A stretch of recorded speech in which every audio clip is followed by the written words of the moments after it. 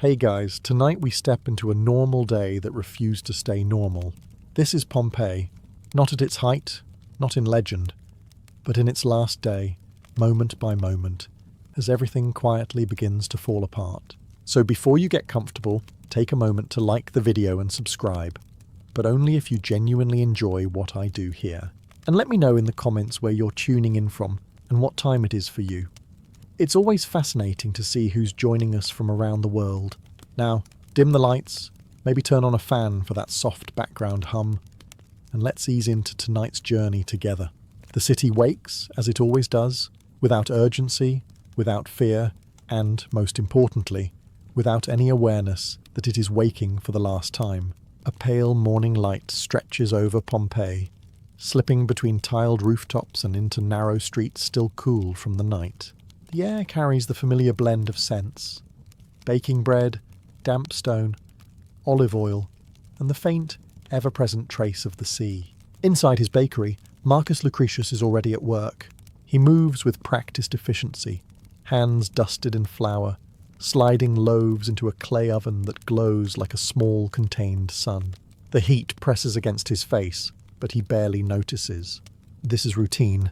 This is stability. Outside, a small line has already formed. Early customers who believe, quite reasonably, that today will unfold like every other day before it. Not far away, in a spacious villa, Julia Felix steps into her courtyard. The fountain trickles softly, catching the light. Slaves move quietly around her, sweeping, trimming, adjusting. She pauses, examining a cluster of flowers with mild dissatisfaction. Something about them feels off. Not wrong enough to worry about, just wrong enough to irritate her. In the streets, life gathers momentum. A group of children runs past, laughing too loudly, their sandals slapping against stone. A vendor sets up his stall, arranging fruit with the kind of care usually reserved for religious offerings. Somewhere nearby, a dog barks, then another, then several more, as if something unseen has passed through the city, whispering to them in a language only they understand. Most people ignore it, because ignoring small, uncomfortable details is one of humanity's greatest talents. Above them, Mount Vesuvius stands quietly against the sky. Its slopes are green, almost inviting. No smoke, no fire, nothing dramatic. Just a mountain, like any other, watching over a city that trusts it completely. And why wouldn't they? It has been silent for generations, harmless, predictable.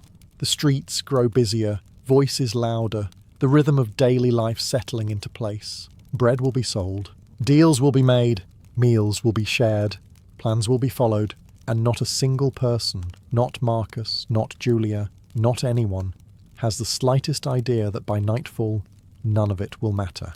Because the mountain is not asleep. It is waiting. At first, it is nothing worth stopping for. A faint tremor passes beneath the city, so slight that many don't notice it at all. Those who do simply pause, glance around, and continue. In Pompeii, the ground has a habit of shifting now and then, like an old man adjusting himself in a chair. Uncomfortable, yes. Alarming, not really. Inside a shaded dining room, Publius Cornelius steadies a cup of watered wine as it trembles against the table. The liquid ripples, then stills. He frowns for a moment, then exhales through his nose. Another one, he mutters, more annoyed than concerned. Across from him, his wife barely looks up. Conversations resume. Bread is broken. Life continues, because life always insists on continuing. Outside, however, the city is beginning to behave differently. A flock of pigeons erupts suddenly into the air, scattering in no clear direction. They do not settle again. A mule refuses to move, digging its hooves stubbornly into the ground while its owner curses and pulls at the reins. Dogs bark. Not in bursts, but constantly now, as if something unseen circles just beyond human awareness. Near the marketplace, Flavia Sabina pauses mid-step. She turns her head slightly, listening. The usual sounds are there. Voices, footsteps, distant laughter. But something underneath feels hollow, thinner, as if the city itself has taken a shallow breath and forgotten to release it. She shakes the feeling off. There are errands to run. There is no time to indulge vague unease. Above it all, Mount Vesuvius remains unchanged, quiet. Still, its slopes bask under the light, betraying nothing of what is building deep within it. No smoke signals danger. No rumble carries warning. It is, outwardly, the most innocent thing in the world, and that is precisely the problem. Because danger, when it finally arrives, rarely introduces itself properly. In the streets, people continue their routines with stubborn confidence. Shopkeepers call out to customers. Slaves carry water and goods from one end of the city to the other. A pair of men argue loudly over the price of olives, each convinced the other is a criminal mastermind. It would almost be funny if it weren't happening on the edge of catastrophe. The tremors return, slightly stronger this time. A hanging lamp sways. Dust falls gently from a ceiling beam. Again people pause. Again they dismiss it, because acknowledging the pattern would require admitting something far worse than an inconvenience. It would require admitting that this is not random, and Pompeii for now is not ready to admit anything at all. The city presses forward with the quiet stubbornness of routine. If something feels wrong, it is buried beneath habit, noise, and the comforting illusion that life, once started, cannot simply stop without warning. At the Forum, the heart of Pompeii beats loudly. Merchants shout over one another. Each convinced volume is a substitute for persuasion. Coins clink, hands gesture. Deals rise and collapse in the space of minutes. Aulus Umbricius Scarus, one of the city's wealthier men, stands near his stall, inspecting amphorae of his prized garum. The sharp, fermented scent lingers in the warm air. He speaks with authority, negotiating prices with the confidence of someone who has never had to consider losing everything in a single afternoon. Profit, after all, feels permanent when you've never watched it vanish. Nearby, Quintus Padius, a schoolteacher, attempts to maintain order among a group of restless boys. He recites lines, corrects pronunciation, insists on discipline. One child glances toward the sky through an open doorway, distracted by something he can't quite explain. Quintus notices. He follows the boy's gaze. For a moment he says nothing. Then, with quiet determination, he returns to the lesson. Structure must be maintained, even when the world begins to feel uncertain. In another part of the city, Flavia Sabina finally selects a piece of jewellery. She turns it in her hands, examining how the light catches its surface. It pleases her. She smiles faintly, unaware that this small moment of satisfaction will be one of her last uncomplicated thoughts. The tremors continue, subtle but persistent now. A jar shifts slightly on a shelf. A hanging curtain sways when there is no wind. Conversations pause for a heartbeat, then resume with forced normality. No one wants to be the first to say it aloud, because saying it aloud makes it real. Above them, Mount Vesuvius remains deceptively calm. Its silence is no longer comforting. It is heavy, like a held breath stretching just a little too long. The animals, however, have no such hesitation. A horse breaks loose from its tether, bolting down a side street. A cluster of dogs whines and pulls away from their owners. Even the insects seem fewer, their constant hum thinning into something almost noticeable by its absence. Yet still, the city continues. Bread is sold, lessons are taught, jewellery is bought. Because routine is a powerful thing, it convinces people that tomorrow is guaranteed. And in Pompeii, that illusion is holding, barely, against something far stronger, rising just beneath the surface, waiting for the moment when it no longer has to hide. The city begins to feel different, not dramatically, not in a way that demands immediate action, but in the slow, creeping way discomfort settles into the body and refuses to leave. The air grows heavier, not just warm, but thick, as if each breath requires a little more effort than it should. In the public baths, where steam and heat are nothing unusual, even the regulars begin to notice the difference. Titus Vibius, a soldier recently returned from service, leans against a marble wall, sweat gathering faster than it should. He exhales slowly, studying the room. "This isn't right," he mutters, more to himself than to anyone else. Around him men laugh it off. One blames the late summer sun. Another blames poor ventilation.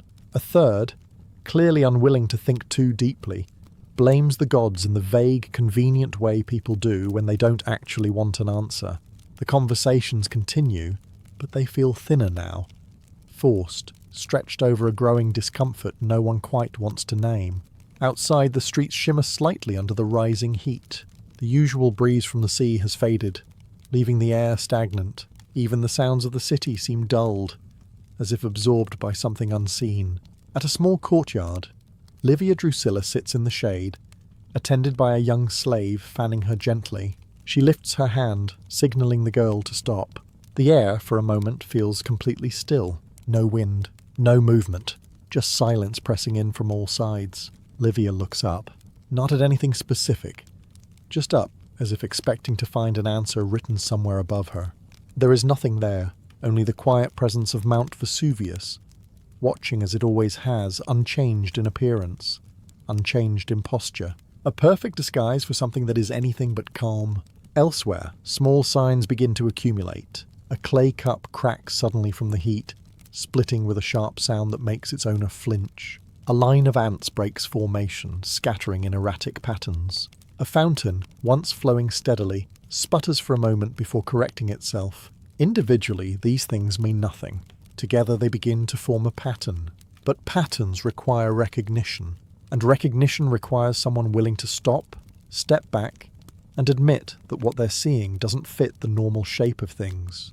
Pompeii is not there yet. The city continues to move, to speak, to trade, to exist, held together by routine and expectation. But beneath it all, something is shifting. Not violently, not yet. Just enough to make the world feel slightly out of place. Just enough to warn anyone who is willing to listen. And still, almost no one is. It is no longer easy to ignore. Not because anything dramatic has happened. Nothing has exploded. Nothing has collapsed. But because the small, scattered signs have begun to gather into something heavier. Something that lingers. The animals feel it first. In a narrow side street, a mule refuses to move. Its muscles locked, eyes wide, breath coming too fast. Its owner pulls harder on the reins, voice rising from irritation to anger. But the animal will not obey. It simply stands there, trembling, as if rooted to the earth itself. Nearby, a group of dogs begins howling, not barking, not reacting to anything visible, but howling in long, drawn-out notes that seem to stretch across the city. The sound unsettles people in a way they can't quite explain, because it doesn't sound like warning. It sounds like mourning. In her villa, Livia Drusilla rises from her seat and begins to pace slowly across the courtyard. The silence presses in again, heavier than before. Even the fountain, once a constant background comfort, now feels too loud in the stillness. She stops, listens. Nothing unusual. And yet everything feels wrong. Across town, Marcus Lucretius pauses in his bakery. The ovens burn as they always do, but the heat seems sharper now, almost aggressive. He wipes sweat from his forehead, glancing toward the doorway where a thin layer of dust has begun to settle along the threshold. He frowns. Dust is normal. This much dust without wind? Less so. Still, he says nothing. There are customers waiting. Bread does not bake itself, and concern does not pay for grain. At the forum, conversations have shifted. The usual arguments over price and quality are shorter now, interrupted by glances toward the sky, toward the ground, toward anything that might offer an explanation. No one has one. Above them, Mount Vesuvius remains outwardly unchanged, calm, silent, almost indifferent. It is an impressive performance, because beneath that stillness, pressure continues to build, unseen, unheard, and entirely unstoppable. A faint tremor rolls through the city again, stronger this time. Not enough to cause damage, but enough to be felt by everyone. Cups rattle. Doors shift slightly in their frames. A few people gasp before quickly recovering, brushing it off with forced confidence. It's nothing, someone insists, and others nod, because agreeing is easier than questioning. Because questioning leads somewhere uncomfortable, because admitting something is wrong means facing the possibility that it cannot be fixed. The city does not stop, but it slows, just slightly, just enough for unease to take hold, quiet, persistent, and growing stronger with every passing moment Pompeii chooses not to listen. The moment arrives without warning, and yet in hindsight it feels inevitable.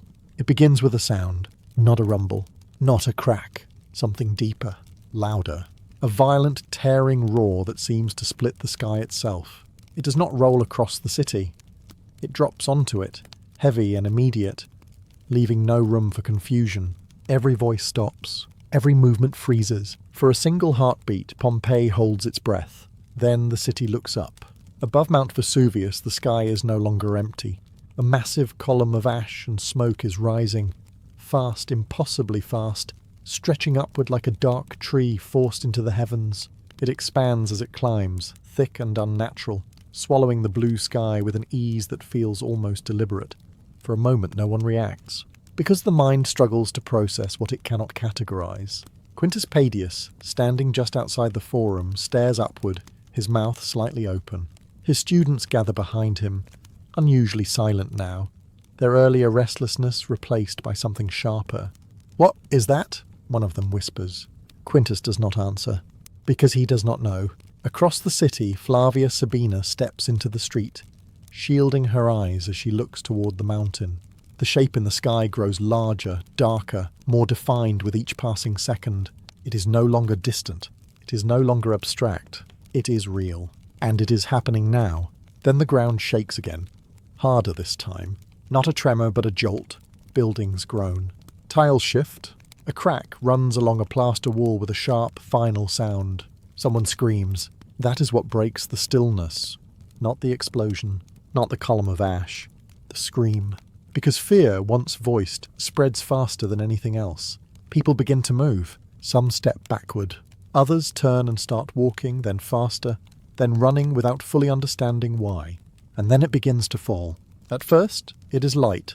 Fine ash drifting down from the sky like grey snow. It settles on hair, on shoulders, on the ground, quiet and almost gentle. A few people brush it away, confused more than afraid. Marcus Lucretius, standing at the entrance of his bakery, holds out his hand. The ash collects on his palm, soft and weightless. He stares at it. For a moment it almost seems harmless. Almost. But above them, the column continues to rise, darkening, thickening, spreading wider across the sky. This is no passing disturbance. This is the beginning, and Pompeii finally can no longer pretend otherwise. The ash continues to fall.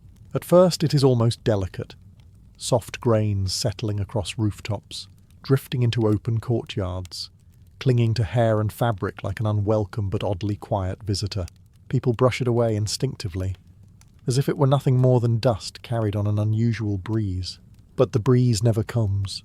The air remains still, too still.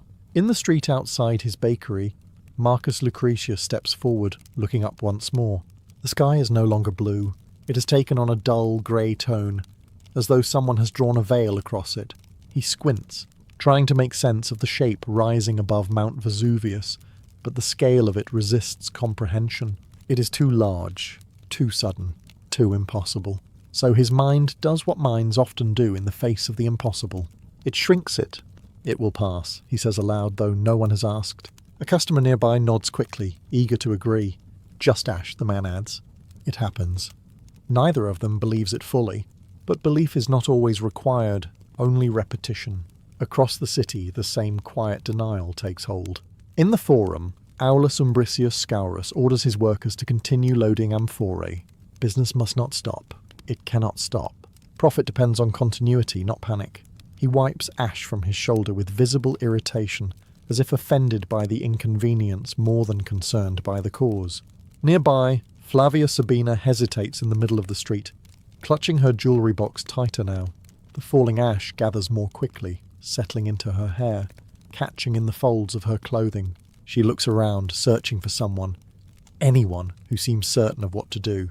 There is no one. Only people pretending they know. The tremors continue, stronger, closer together. Doors rattle in their frames. A loose tile slides from a rooftop and shatters against the stone below, drawing startled cries from those nearby. For a moment the illusion cracks. Voices rise. Questions form. But before they can settle into something resembling action, they are pushed aside.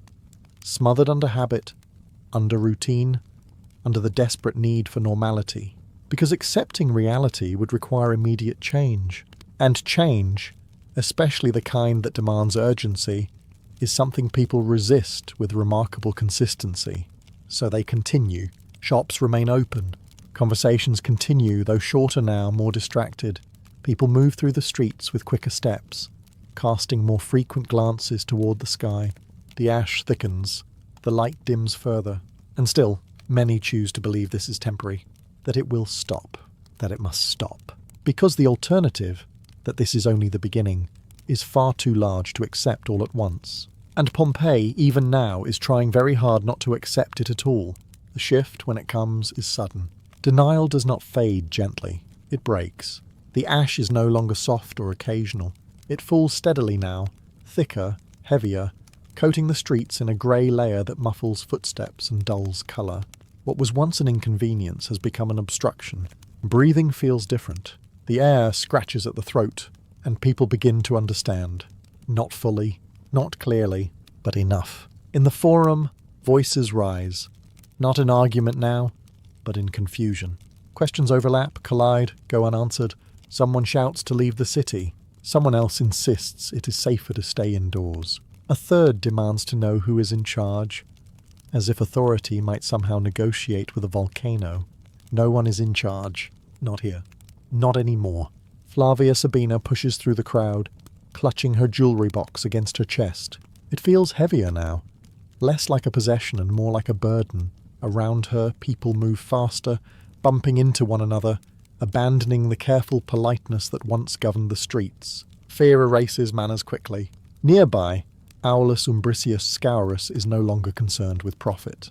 His workers hesitate, looking to him for direction. He opens his mouth to speak, then closes it again. For perhaps the first time in years, he has nothing useful to say. Above them, Mount Vesuvius continues its relentless display. The column of ash spreads wider, darker, blotting out more of the sky. Occasional flashes ripple within it. Brief, violent hints of lightning buried inside the cloud itself. It is no longer distant. It feels close, too close. The ground trembles again, stronger than before. A section of wall cracks and collapses, sending a burst of dust into the already thickening air. People scream. Not the isolated cry from before, but many voices at once, layered and urgent. This time, no one pretends it is nothing.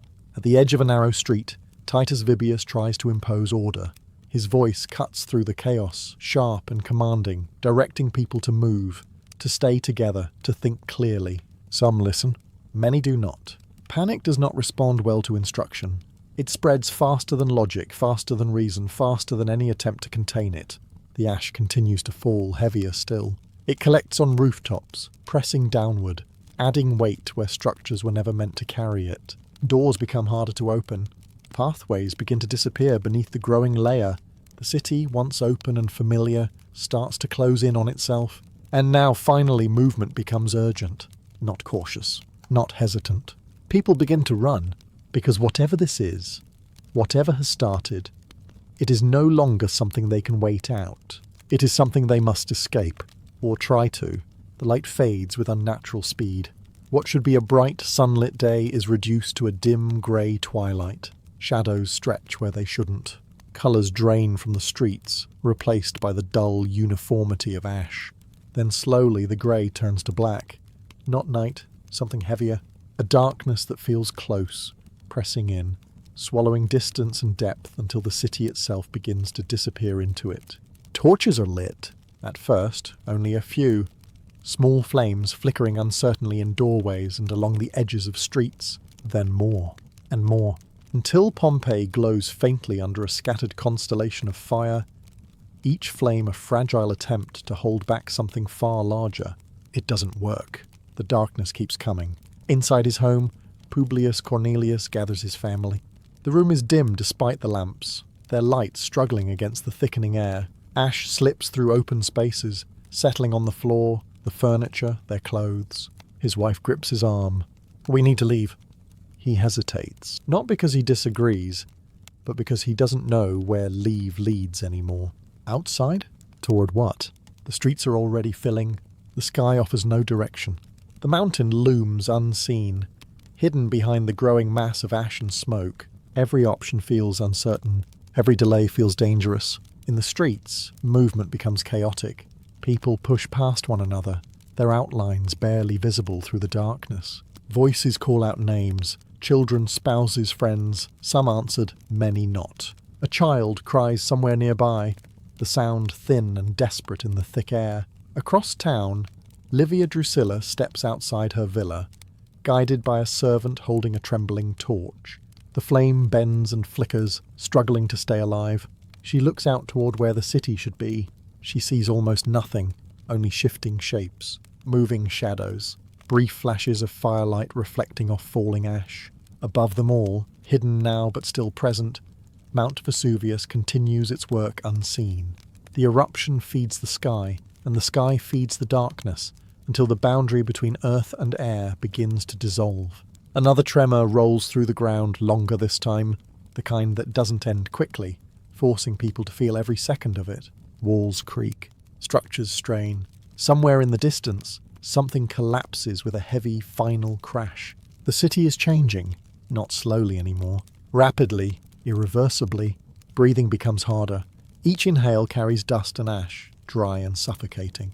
People cover their mouths with cloth, with hands, with whatever they can find. It helps, but not enough. Nothing is enough. And now, the question is no longer whether something is wrong.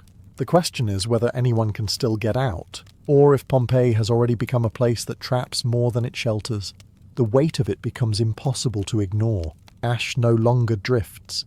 It falls with purpose, thick and relentless, gathering on rooftops in heavy layers.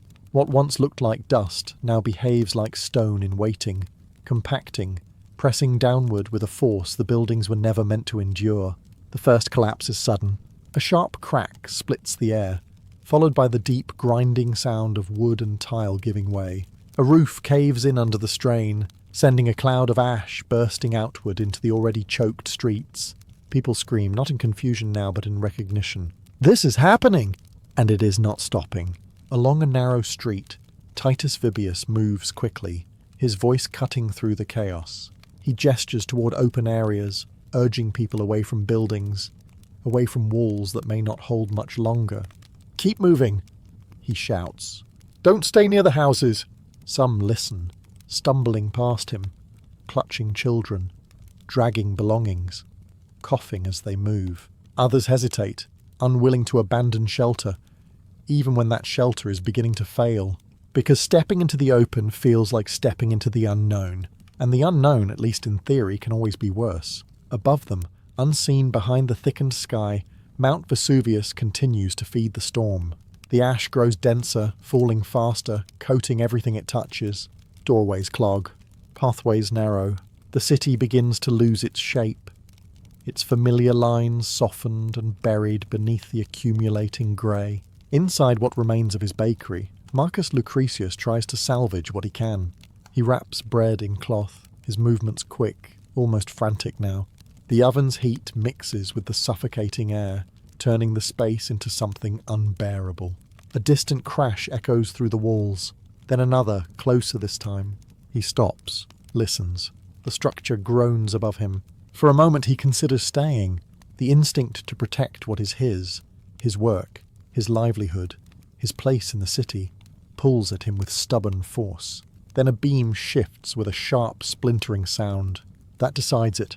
He drops everything and moves toward the door, stepping out into a street that feels narrower, darker, and far more dangerous than it did before. All across Pompeii, the same decision is being made.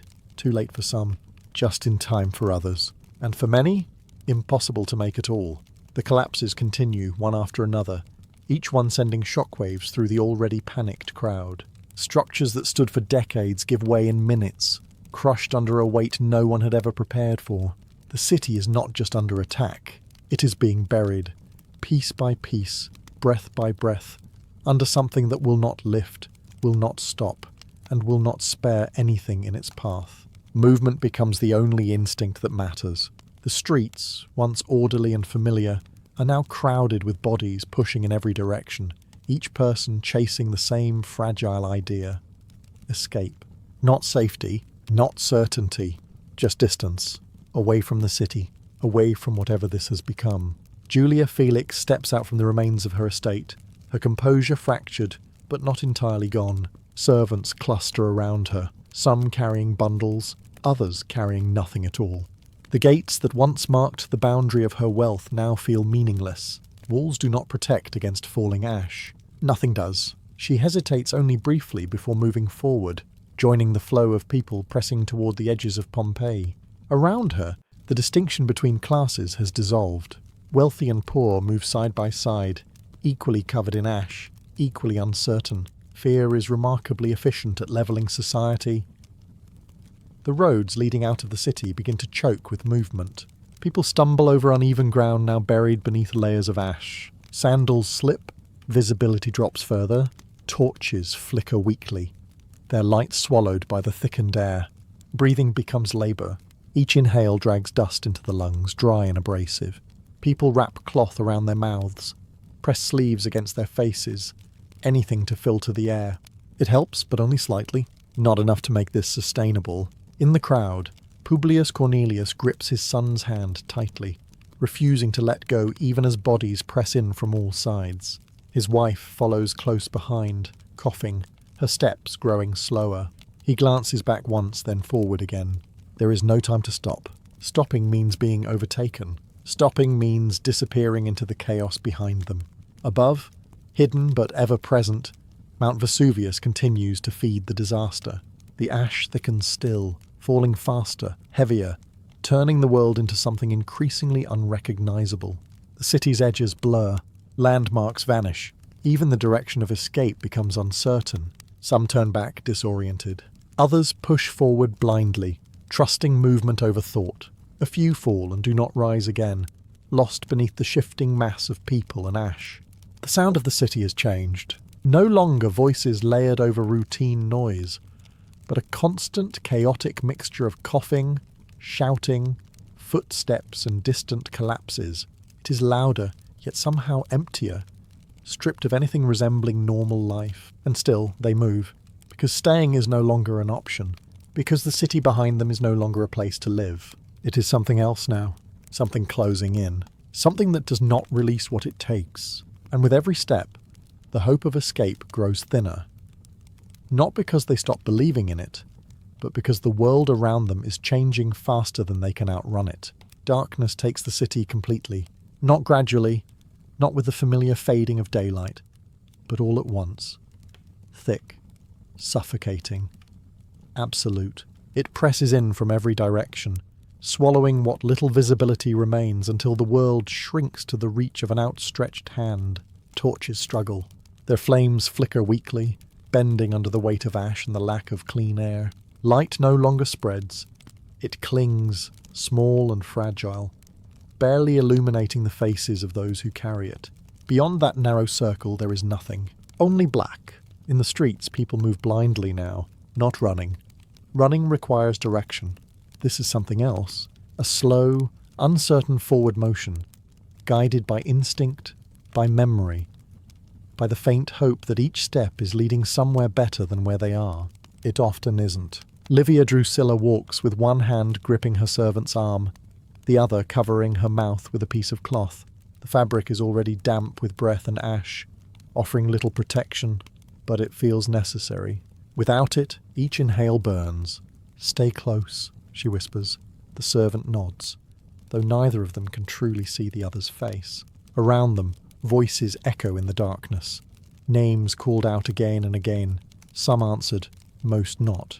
The sound carries strangely, distorted by the thick air, making it difficult to tell how far away anyone actually is. A child cries nearby. Then the sound disappears, lost in the movement, lost in the dark. Elsewhere, Marcus Lucretius stumbles forward, his arms extended slightly, feeling for obstacles before they appear. His bakery is gone behind him, swallowed by distance and ash. He no longer thinks about it. There is no room for past or future now, only the next step.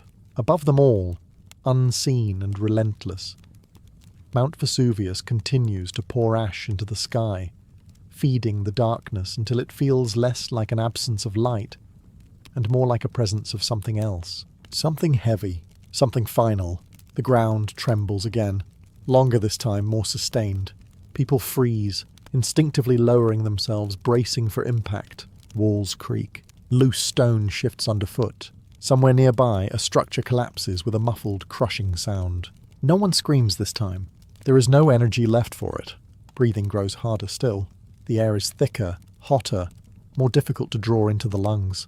Each inhale feels incomplete, as if something vital has been removed from it. Some begin to slow, not by choice, because their bodies no longer cooperate, and in the darkness slowing down is dangerous, because the city is still moving, still shifting, still collapsing, and those who cannot keep pace are left behind.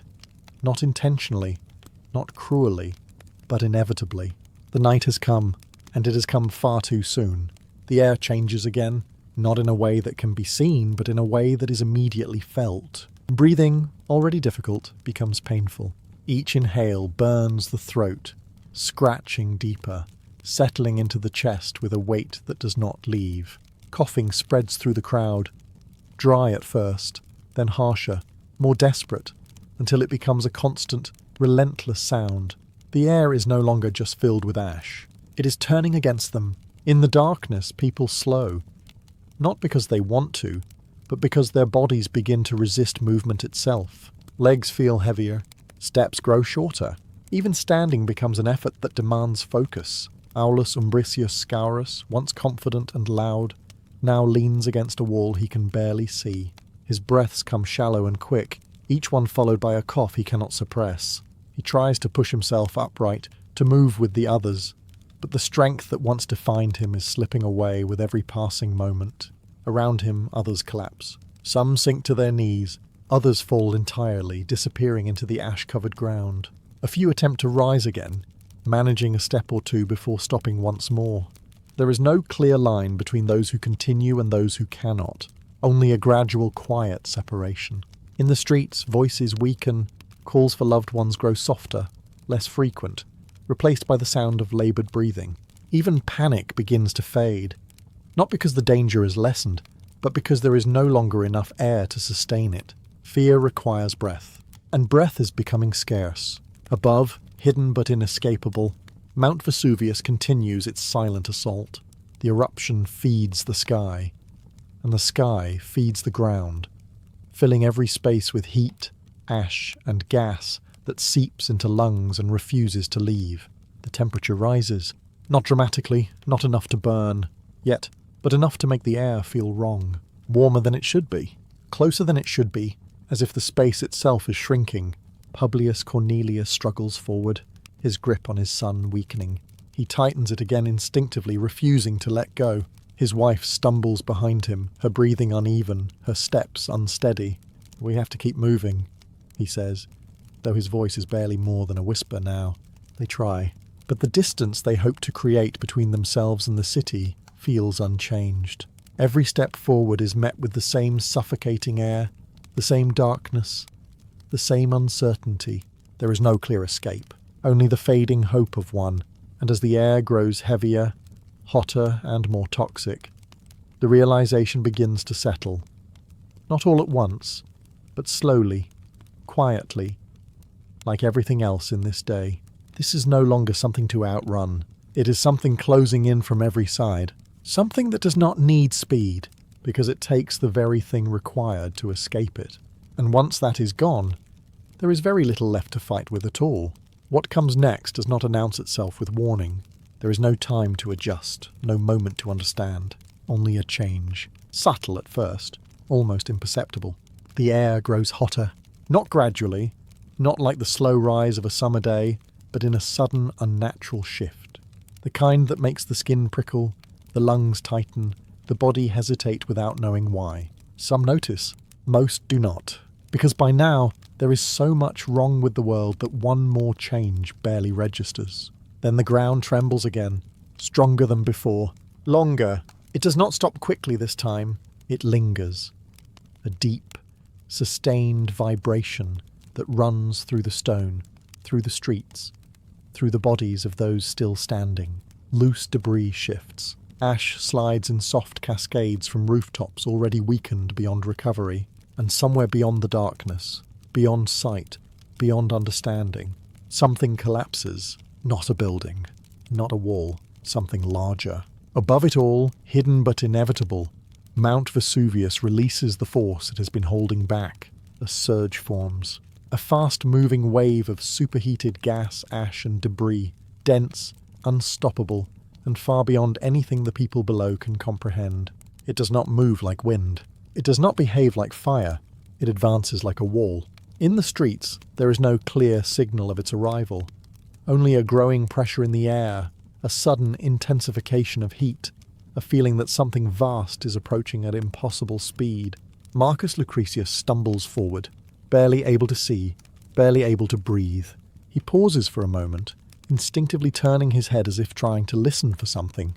There is nothing to hear, no roar, no warning, because it is already too close. Elsewhere, Livia Drusilla grips her servant's arm tightly, her strength fading, her breath shallow. The torch they carry flickers once, twice, then goes out completely. Darkness closes in again. Complete, absolute. For a fraction of a moment, the city holds still, not in calm, in suspension, and then it arrives. The surge moves through Pompeii with devastating speed, filling streets, entering homes, overtaking everything in its path. There is no time to react, no time to run, no time to think. It is not something that can be escaped. It is not something that can be survived. It is the end, delivered in a single overwhelming force, and in that instant, all movement stops. All sound ceases. The city, once alive with voices, footsteps, and breath, falls into a silence deeper than anything it has ever known. Not because the danger has passed, but because nothing remains to hear it. What follows is not peace. It only resembles it. The movement is gone. The voices are gone. The frantic, desperate energy that once filled the streets has been erased so completely that it feels as though it never existed at all. Pompeii does not fall into silence. It is forced into it. The ash continues to settle, drifting down slowly now, no longer urgent, no longer violent. It lands softly on rooftops that no longer hold, on streets that no longer lead anywhere, on bodies that no longer move. Everything is covered. Everything is still. Where there were once footsteps, there are only impressions. Where there were once voices, there is only the absence of them. The city remains in place. Walls, doorways, courtyards, but stripped of the one thing that gave it meaning, life. Inside what used to be a home, a figure lies where it fell, one arm slightly raised, as if reaching for something just out of reach. Nearby, another rests curled inward, preserving the final instinct to protect, to endure, to survive. None of it was enough. Across the city, the same scenes repeat. Moments interrupted, actions unfinished, lives halted mid-motion. There is no pattern to who remains where, no logic to who fell first or who lasted longer, only endings. Above it all, the sky is no longer visible. It has been replaced entirely by the lingering presence of ash, thick and unmoving, sealing the city beneath it like a final, irreversible decision. And above that, silent once more, stands Mount Vesuvius, calm again, as if nothing has happened, as if the destruction below was simply a passing moment, already forgotten.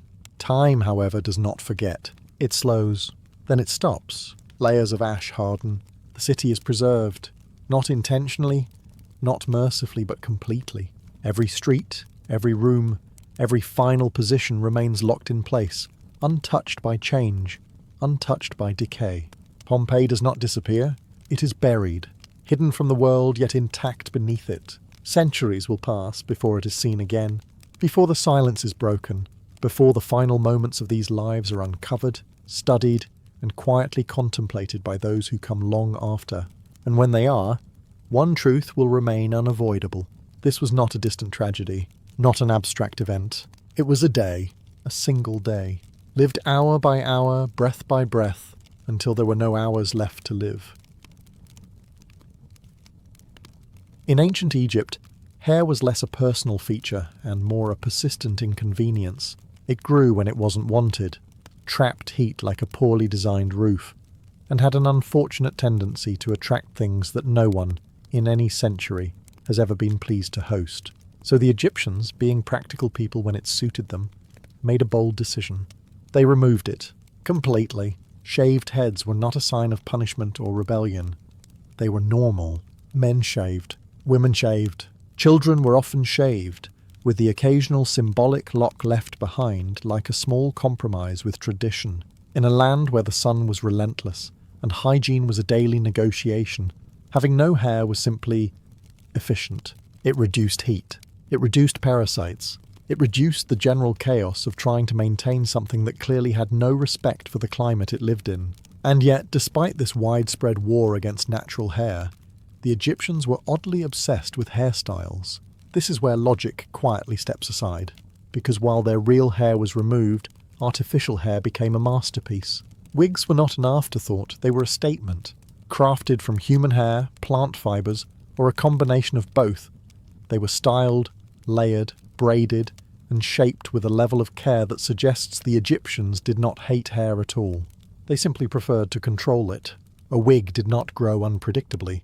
It did not rebel. It did exactly what it was designed to do, and nothing more. It could be taken off when inconvenient, adjusted when necessary, and replaced entirely if fashion demanded it. In short, it was everything natural hair refused to be. Status quickly found its way into this system. The more elaborate the wig, the more it said about the person wearing it. Thick curls, tight braids, carefully arranged layers, these were not random choices. They were signals: wealth, rank, identity, all displayed without a single word being spoken. Even the gods, as depicted in Egyptian art, rarely appeared with anything resembling natural hair. They too wore perfection, so the Egyptians did not reject hair, they rejected its unpredictability. And in doing so, they turned something ordinary into something entirely controlled, deliberate, and unmistakably powerful. Because in ancient Egypt, even your hair, or lack of it, was part of the performance. Once the Egyptians removed their natural hair, they did something quietly ironic. They replaced it with better hair. Not slightly better, not improved. Completely superior in every possible way. Thicker, darker, more symmetrical, and most importantly, obedient. Because if there is one thing natural hair refuses to be, it is obedient. Wigs solved that problem immediately. These were not simple coverings thrown on out of necessity. Egyptian wigs were engineered, crafted with intention, shaped with precision, and styled to communicate far more than appearance. They were, in essence, wearable identity. The materials alone tell you everything. The wealthy used real human hair, carefully collected and woven into dense, layered structures that could rival anything seen in modern fashion. The less wealthy relied on plant fibres or wool, achieving similar shapes with slightly less elegance, but still making the same point. Everyone in some form participated. Design mattered. A lot. Short wigs, close to the scalp, offered practicality and a certain understated confidence. Longer wigs, flowing over the shoulders, suggested status, leisure, and the kind of life where you did not need to worry about sweating through your hairstyle while working in the fields. Then there were the elaborate designs, braided, curled, sometimes tiered in layers, that seemed less like hair and more like architecture. And like all architecture, they required maintenance. Wigs were cleaned, oiled, perfumed, and stored carefully when not in use. Because while natural hair might tolerate neglect, a wig had standards. Let it deteriorate, and suddenly your carefully constructed image collapses into something far less impressive. There is also the small detail that wigs could be changed, which meant identity could be adjusted at will. A different wig for a different occasion, a more formal style for ceremonies, a simpler one for daily life. In a society deeply invested in presentation, this flexibility was not just convenient, it was essential. You were not locked into one version of yourself. You could present the version that best fit the moment. Even children and servants wore wigs, though often simpler ones. The idea was not exclusivity, but participation. Everyone existed within this system of controlled appearance, just at different levels of refinement. So, while it might seem deceptive, replacing real hair with something artificial, the Egyptians saw it differently. This was not deception, this was improvement. Because why accept what grows naturally when you can wear something that looks exactly the way you want? And in a world built on order, symbolism, and control, that question answers itself. Once the wig was perfectly placed, structured, balanced, and radiating the quiet confidence of something that would never misbehave, the Egyptians added the final touch, scent, because looking impressive was only half the job. In a climate where heat did not politely step aside, smelling acceptable, preferably pleasant, was a daily challenge, and the Egyptians, never ones to do things halfway, approached this problem with remarkable creativity. enter the scented cone. At first glance, it appears almost absurd. A small, wax-like cone placed carefully on top of the wig, or directly on the head, sitting there as if it has every intention of staying exactly where it is. Which, technically, it does, at least for a while. But the sun has other plans. As the day progresses and the heat builds, the cone begins to soften. Slowly, deliberately, it melts, releasing oils and perfumes that seep down into the wig and hair beneath. The effect is gradual, almost theatrical, a steady diffusion of fragrance, ensuring that the wearer carries a controlled aura of pleasant scent rather than the less desirable alternative. It is, in essence, a time-released perfume system, subtle, efficient, and just slightly inconvenient. Because while the idea is elegant, the execution requires a certain tolerance. Imagine standing in the Egyptian heat, perfectly dressed, carefully composed, while something on your head is slowly liquefying, dripping, not excessively, but enough to remind you that beauty, as always, comes with its conditions. And yet, this was desirable. Perfume in ancient Egypt was not a luxury, it was a necessity. Oils protected the skin from dryness, masked the less appealing aspects of daily life, and carried social meaning. The type of scent, the quality of the oils, even the ingredients used, all of it communicated something about the person wearing them. The wealthy had access to the finest blends, frankincense, myrrh, lotus extracts, complex layered fragrances that lingered long after they left a room. Others made do with simpler oils, achieving the same purpose if not the same refinement. But the goal remained the same: control. Control over how one appeared, control over how one was perceived, even control over how one smelled hour by hour as the sun did its relentless work. Because in ancient Egypt, presentation was never static. It evolved throughout the day, sometimes quite literally, melting into place. By now, it should be clear that in ancient Egypt, hair, real or otherwise, was never just about appearance.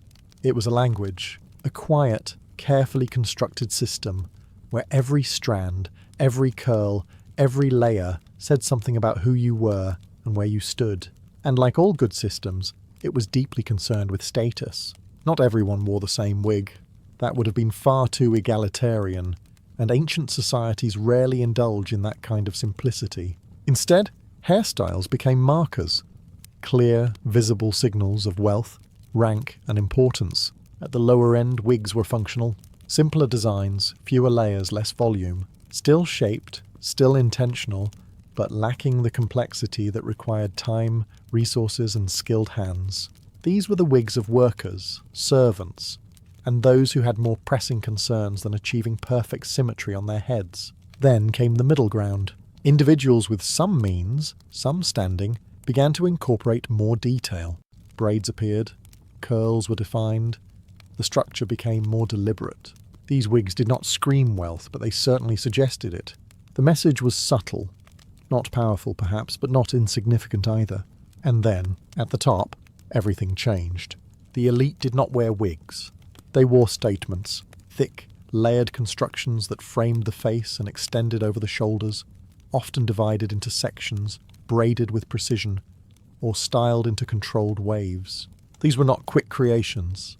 They required craftsmanship, maintenance, and a level of attention that bordered on obsession. The result was unmistakable. Power made visible. Royal figures took this even further. The wigs associated with rulers and high officials were not just elaborate, they were symbolic. Shapes became more defined, styles more rigid, sometimes paired with headdresses that added height, presence, and authority. A ruler did not simply enter a room. They arrived, visually declaring their position before a single word was spoken. Even children were not exempt from this system.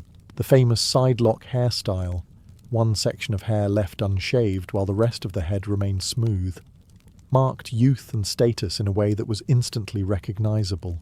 Nothing was accidental. Every choice, every detail, every carefully arranged strand contributed to a larger message. In a society built on hierarchy and order, appearance reinforced reality. You were what you wore. And in ancient Egypt, what you wore on your head might have been the most important part of all. If adults in ancient Egypt used wigs to declare status, control appearance, and quietly dominate social situations without speaking. Children were given something much simpler, a single lock of hair. Known today as the side lock of youth, this hairstyle was exactly what it sounds like.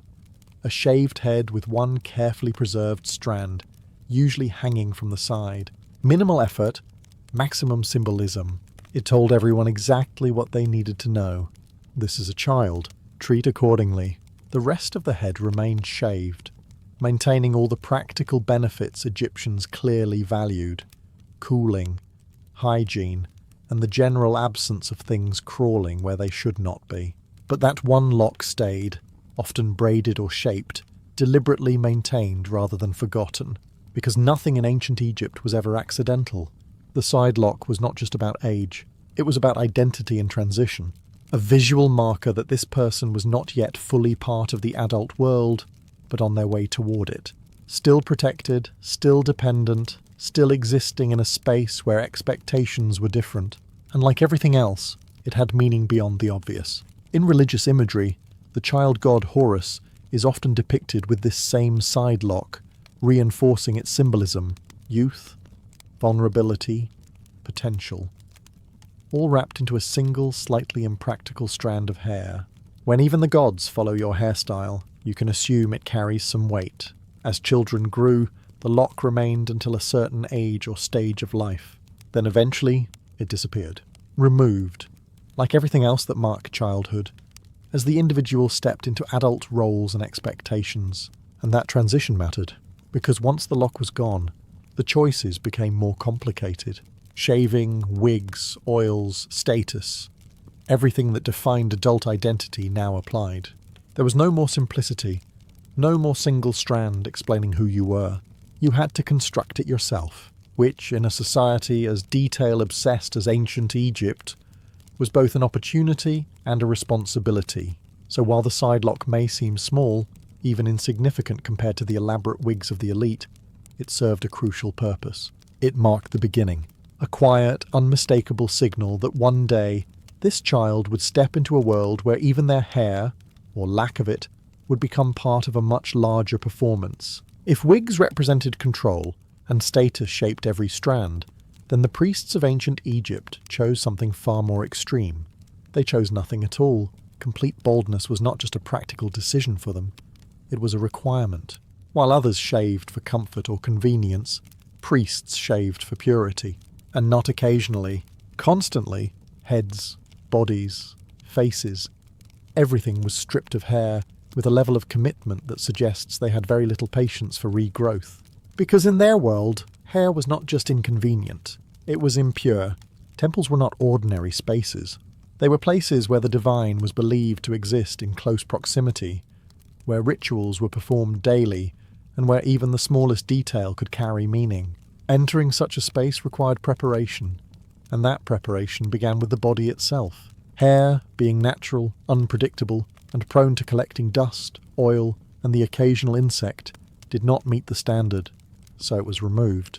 Regularly, priests would shave themselves multiple times over short periods, ensuring that no trace remained. It was not a one-time act, but an ongoing discipline, a routine that demanded attention, precision, and, one imagines, a certain tolerance for inconvenience. But the result was clear, a body that reflected order, a surface free of anything uncontrolled. In contrast to the elaborate wigs worn by the elite, priests presented themselves in a way that was almost severe. No decoration, no artificial enhancement, just clean lines and deliberate simplicity. It was not about looking impressive, it was about being acceptable to the gods. And even beyond shaving, their routines extended into constant washing, the use of oils, and strict personal maintenance. Purity was not achieved once. It was maintained repeatedly with effort. This created an interesting divide within Egyptian society.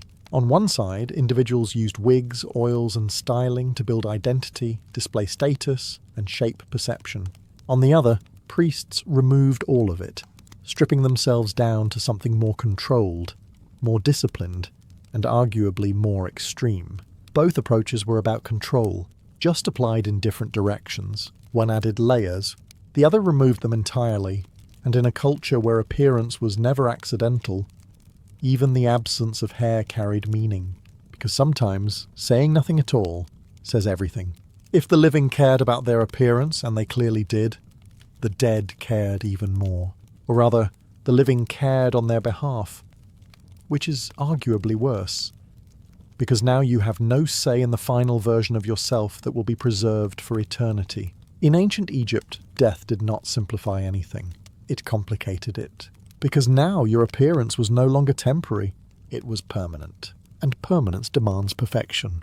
When a person died, their body underwent careful preparation, cleaning, wrapping, preservation. But alongside all of this, appearance remained a priority. Hair, once again, became part of the process, or more accurately, the illusion of hair. Wigs were often included with mummies, either placed on the head or prepared as part of the burial equipment. Not casual wigs, not everyday wear, but carefully chosen pieces meant to present the deceased in the best possible way. Because wherever they were going, they would need to look appropriate. The afterlife in Egyptian belief was not abstract. It was structured, ordered. A continuation of existence where identity still mattered. And identity, as we have already established, was deeply tied to appearance. Arriving poorly styled was not an option, so wigs were selected with the same attention given in life, perhaps even more. Thick, well-formed, balanced, and idealized. Not necessarily realistic, but perfect. Because this was not about accuracy. It was about representation. Who you were, or who you were meant to be remembered as. Even figures like Osiris, often depicted with carefully arranged hair or headdresses, reinforced the idea that appearance continued beyond death. The divine world did not abandon structure. It perfected it. For the wealthy, this meant elaborate wigs and detailed preparation. For others, simpler versions served the same purpose. The principle remained unchanged. The dead must be complete. Hair, or the absence of it, was not left to chance, because in death there were no second opportunities. No adjustments, no changes, no quiet improvements over time. What you were given was what you kept, forever. So while the living adjusted their wigs daily, refining, correcting, adapting, the dead were fixed, presented in a final, unchanging form, a version of themselves that would endure, carefully constructed, deliberately styled, and, like everything else in ancient Egypt, entirely intentional. By this point, it should be clear that hair in ancient Egypt was never just decoration, it was strategy. A carefully managed tool used to influence perception, reinforce identity, and, when necessary, quietly manipulate those around you. Because appearance, in a society built on order and symbolism, was never neutral. It always meant something. For women, especially among the elite, hairstyles and wigs became instruments of presence. Long, flowing wigs with layered curls framed the face, softened features, and created a sense of controlled elegance. Braids added structure, precision, a kind of visual rhythm that suggested both care and intention. Nothing was accidental, even the way a wig moved. How it rested on the shoulders, how it shifted with each step, was part of the effect. It created an impression, and impressions, in a world where power often depended on perception, mattered more than most things. For men, the message was different, but no less deliberate. Wigs could signal authority, stability, control. A well-constructed style suggested discipline, order, the kind of person who understood their place, and expected others to understand it too. And then there were the rulers. Figures like Cleopatra, whose image has been shaped as much by myth as by history, are often associated with distinct iconic hairstyles. Whether entirely accurate or not, the association itself tells you something important. Hair became part of the legend, a visual shorthand for identity, power, and presence. Because when people remember you, they rarely remember everything. They remember what stands out, and in ancient Egypt, hair, real or artificial, was designed to stand out. Even beyond status and attraction, there was control. Wigs could be adjusted, replaced, perfected. Unlike natural hair, which grew unevenly and refused to behave, wigs offered consistency. The ability to present the same image day after day without variation. In a culture that valued order above chaos, this was not just convenient. It was ideal. So hair became something more than personal style. It became language, a way to communicate without speaking, to assert without explaining, to influence without appearing to try. and like all powerful tools, it was used carefully. Because in ancient Egypt, even the smallest detail could shape how you were seen, and how you were seen could shape everything. At the end of the day, after the heat has softened the scented cones, after the oils have done their quiet work, after the carefully arranged curls have held their shape through sun and movement, there comes a moment that is rarely depicted. The wig comes off, and with it, something else slips away. Because while wigs in ancient Egypt were tools of control, identity, and carefully managed perfection, they were also, in a sense, a performance, a constructed version of the self, worn outward for others to see, interpret, and respond to. Removing it is not dramatic. There is no audience, just a quieter version of the person who wore it. Beneath the wig, the reality returns. A shaved scalp, smooth and practical, free from ornament. No curls, no braids, no layered statements of status. Just skin, unadorned and unambiguous. And in that moment, the contrast becomes clear. The public self, shaped and displayed. The private self, simplified and functional. This duality is not accidental. It reflects something deeper within Egyptian life. The constant balance between order and reality, between what is presented and what is lived. In temples, in art, in daily routines, everything is structured, deliberate, composed. But beneath that structure, there is always something more basic, more human. The wig, then, is not deception. It is translation, a way of taking the unpredictable, the imperfect, the natural, and reshaping it into something controlled, meaningful, and visible to others. A way of turning identity into something that can be seen, understood, and remembered. And yet it is temporary. Each day it is put on. Each day it is removed. A cycle that mirrors much of Egyptian life itself. Rituals repeated, appearances maintained, order constantly rebuilt against the quiet persistence of change. Because despite all their efforts to control, define, and perfect, the Egyptians understood something fundamental. Nothing remains fixed forever. Not the body, not the image, not even the carefully constructed versions of ourselves that we present to the world, but for a time, under the sun, beneath the weight of a perfectly crafted wig, surrounded by scent and structure, they could come remarkably close, and sometimes that was enough. In the Celtic world, a wedding was not a quiet promise whispered between two people under a soft sky. It was a negotiation, not the romantic kind either. The kind where two families sit, watch, measure, and quietly calculate what this union will mean long after the ceremony ends. Because while the couple stands at the centre, they are never alone. Behind them stand entire clans, carrying histories, grudges, alliances, and expectations that stretch far beyond personal affection. Marriage here is not just about love, it is about stability. Land might change hands, livestock might be exchanged. Agreements might be made that affect not just two lives, but dozens, sometimes hundreds. A wedding could strengthen alliances, end disputes, or, if handled poorly, create entirely new ones. So naturally everyone pays attention. The process often begins long before the ceremony itself. Families discuss terms, sometimes formally, sometimes through a series of casual conversations that are anything but casual. What will be given? What will be received? What protections are in place if the marriage fails? Because the Celts, practical as ever, do not assume everything will go perfectly. They plan for the opposite. Dowries or bride prices are arranged. Gifts are exchanged. Not symbolic trinkets, but meaningful assets. Things that represent value, commitment, and more importantly, consequence. This is not a gesture. It is a contract. Just without the paperwork modern society seems so fond of. And yet, despite all of this structure, something more human remains. The couple themselves are not irrelevant. Their compatibility matters, but not in the soft romantic sense of shared dreams and long walks through fields. It matters in a practical way. Can they live together? Can they maintain the household? Can they produce heirs, manage responsibilities, and represent their families without causing unnecessary problems? Because that is the real expectation, not perfection. Function. So when the day of the wedding finally arrives, what unfolds is not just a celebration, it is the visible confirmation of an agreement.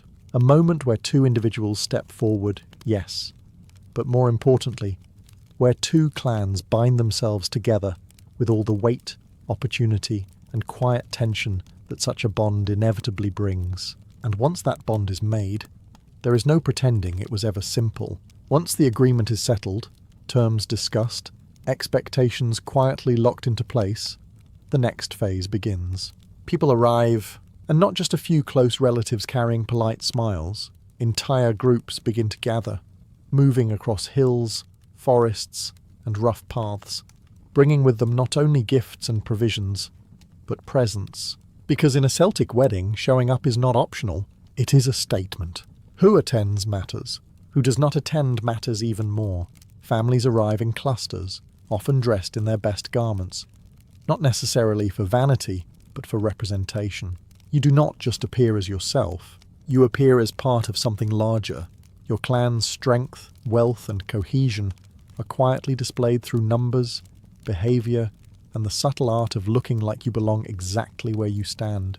The location itself is rarely random. Ceremonies often take place outdoors, near natural landmarks, groves, rivers, open fields, or ancient stones that have stood long enough to make human agreements feel temporary by comparison.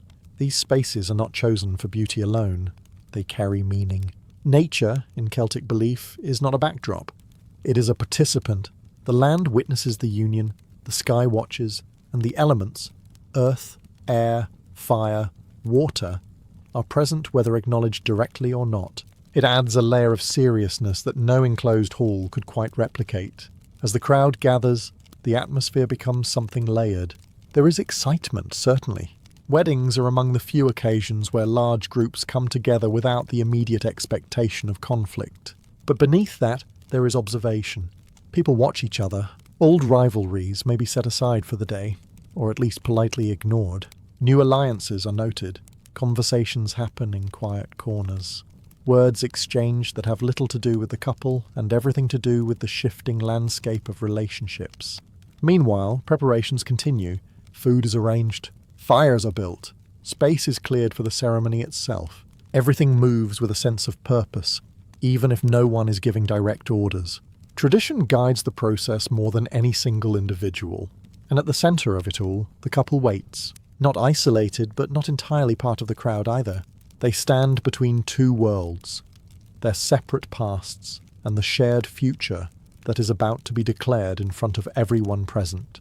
Because once the ceremony begins, this gathering will transform, from observation into witness. As the gathering settles, conversations quieting, movements slowing, the focus shifts toward the centre. Not a grand structure, not a decorated hall, but something far older in meaning. A space is marked, sometimes with stones, sometimes with simple boundaries drawn by those who know the ritual. It does not need to be elaborate. It needs to be understood. This is where the ordinary ends and something more deliberate begins. At the heart of this space, a fire is prepared. Not for warmth, though it provides that. Not for cooking, though it could serve that purpose later. This fire exists for something else entirely. It is a witness, a symbol, a constant presence that transforms the ceremony from agreement into something binding. Because in Celtic belief, fire is not passive. It sees. It carries meaning between worlds, the visible and the unseen. To stand beside it is to place your words, your promises, and your intentions in full view of something that cannot be easily ignored or deceived. The flames are lit, slowly at first, then stronger, steady, controlled. Not a raging blaze, but something contained, purposeful, enough to be felt, enough to be seen. Its light flickers across the faces of those gathered, casting movement where there was stillness, reminding everyone present that this moment is not static, it is alive. The couple is brought forward. They stand beside the fire, close enough to feel its heat, far enough to remain composed. This is no longer about them as individuals, it is about what they represent. Two lines, two histories, now positioned together in a place where separation no longer defines them. Around them, the crowd forms a quiet boundary, no longer observers in the casual sense, but witnesses. Each person present now holds a role, whether spoken or not. They see, they remember. And by being there, they validate what is about to happen. The fire continues to burn, unimpressed by human emotion, indifferent to hesitation. It does not pause. It does not wait. It simply exists, steady and certain, as if to remind everyone that whatever is spoken here will stand against something far more enduring than individual desire. And in that presence the ceremony begins to take shape. Words will soon be spoken, promises made. But first, the couple must stand still, side by side, in the glow of something that has no interest in compromise. Because once the fire witnesses it, there is no pretending it did not happen. With the fire steady and the gathering now silent in the way only a fully attentive crowd can be, the ceremony moves to its most recognizable moment, the binding. This is where the phrase tying the knot stops being a metaphor and becomes something far more literal. The couple steps closer together, their hands brought forward, usually the right hands, though traditions vary slightly depending on region and interpretation.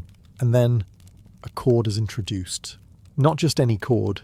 It may be a braided rope, a woven cloth, or a strip of fabric prepared specifically for this moment. Sometimes simple, sometimes decorated, but always intentional. Because this is not decoration. This is the act. The officiant, often a druid or elder, someone trusted to understand both the ritual and its meaning, wraps the cord around the couple's hands, slowly, deliberately, each loop placed with care, as if rushing would somehow weaken what is being created. The hands are bound together, not tightly enough to cause discomfort, but firmly enough to be felt. A physical reminder that what is happening here is not abstract. This is not just spoken, it is enacted. And as the cord settles into place, something shifts. The two individuals who stood beside each other only moments ago are now connected, not symbolically in the vague sense, but visibly, undeniably. Anyone watching can see it. Anyone present can remember it. This is the point where the ceremony becomes real. Words may follow, vows may be spoken, but this moment, the binding, is what defines the union. It represents not just connection, but obligation, a joining that carries weight beyond emotion. Because in Celtic tradition, handfasting was not always permanent in the modern sense. Some unions were formed for a set period, a year and a day, after which the couple could choose to continue or part ways. A practical approach, one might argue, allowing for compatibility to be tested before committing indefinitely. But whether temporary or lifelong, the meaning remained the same. You are bound. Your actions affect each other. Your choices are no longer entirely your own.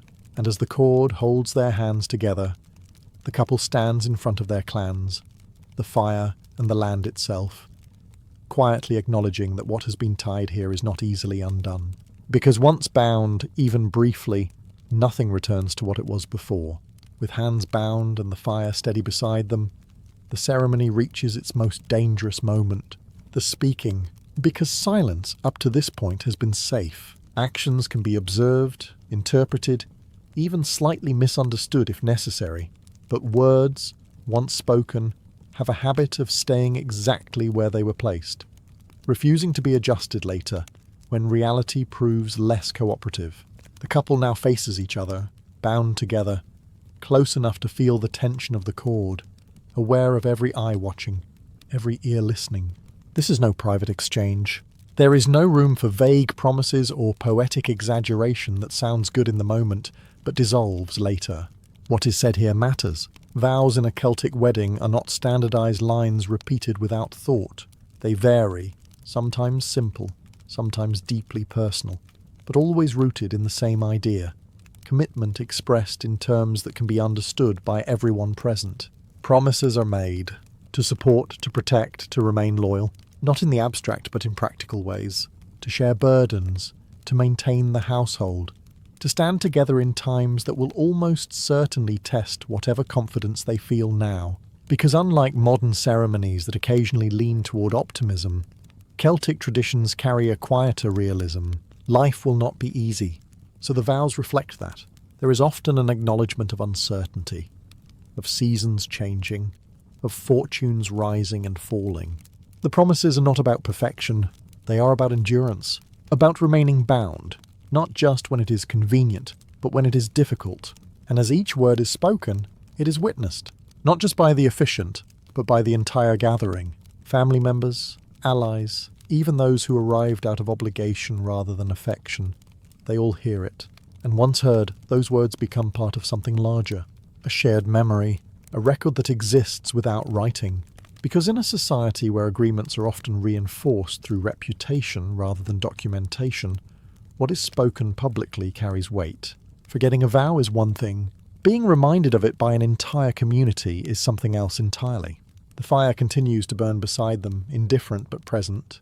The cord remains tied, and with each promise spoken, the binding deepens. Not physically, but in a way that is far more difficult to undo. Because once words are released into the air, especially in a moment like this, they do not disappear. They remain, and they expect to be honoured. With the vows spoken, carefully, publicly, and now permanently lodged in the memory of everyone present, the ceremony shifts from words to something far less poetic. Assets. Because while promises are meaningful, they are also, from a Celtic perspective, incomplete without reinforcement. A union may be blessed by fire and witnessed by clans, but it is secured through exchange. Gifts are brought forward. Not casual offerings, not symbolic trinkets meant to be admired briefly and forgotten. These are deliberate, practical contributions. Items that carry value, purpose, and consequence. Livestock, land rights, crafted goods, weapons, textiles. Each piece represents more than generosity. It represents commitment. Often, one family provides a bride price, while the other contributes a dowry. The terms vary depending on region, status, and prior agreement, but the logic remains consistent. Both sides invest, both sides risk, and both sides gain something tangible from the union. This is not transactional in a cold sense. It is stabilizing, because a marriage without shared investment is fragile, but a marriage reinforced with resources, things that can be counted, used, and, if necessary, reclaimed, becomes something far more durable. If the union fails, there are consequences. If it succeeds, there is growth. Everything is accounted for, and importantly, everything is witnessed. Nothing is handed over in secret. The exchange happens in front of the gathered clans, ensuring that there is no confusion later. Who gave what? Who received what? And under what conditions? It is all observed, remembered, and, if necessary, enforced through social pressure rather than written contract, which, historically speaking, can be far more effective. The couple stands at the centre of this, still bound, still positioned between two groups who are now, quite literally, investing in their future. What they receive is not just wealth, it is expectation, to manage it, to grow it, to justify it. Because once resources are tied to a union, that union carries weight beyond emotion. It becomes something that others depend on, something that reflects not just personal success, but the strength of the agreement itself. And as the final items are exchanged, the message becomes clear. This marriage is no longer just spoken, it is anchored, bound not only by vows and ritual, but by the very real, very tangible reality of shared value. And that kind of bond is not easily ignored. With gifts exchanged and the union now anchored in more than sentiment, the ceremony turns to something older, quieter, and far less negotiable. The blessing. Because in a Celtic worldview, a marriage witnessed only by people is incomplete. Humans forget. They argue. They reinterpret events in ways that are convenient rather than accurate. If you want something to endure, you involve forces that are less flexible. So the couple, still bound, still standing beside the fire, becomes the focus once again, not as negotiators, not as recipients, but as participants in something beyond their control. The efficient steps forward, often a druid or an elder deeply familiar with tradition. They speak not to the crowd, but outward, to the land, the sky, the unseen presence that is believed to exist just beyond what can be touched.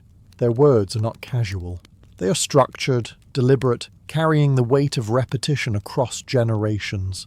They call upon the elements, earth for stability, air for breath and change, fire already present for transformation and witness, water for flow and continuity. Each is acknowledged, invited, not as decoration but as participants in the union, because in Celtic belief these forces are not passive. They shape life, influence outcomes, and, if ignored, tend to make their displeasure known in ways that are difficult to ignore. The couple may be guided to touch the ground, to face the fire, to turn toward the wind, or to acknowledge water nearby. Each action reinforces the same idea. This marriage is not isolated. It exists within a larger system, and that system is now aware of it. Around them, the gathered clans remain silent, but their role has shifted once again. No longer observers or negotiators, they become witnesses in a deeper sense. They are not just remembering what happened. They are validating that it has been seen, heard, and accepted not only by people, but by the world itself. And in a culture where land and lineage are intertwined, that matters. Because a blessing is not just approval, it is expectation. A quiet understanding that what has been joined here should endure, should function, should align with the order of things rather than disrupt it. The fire continues to burn, steady as ever. The cord still binds.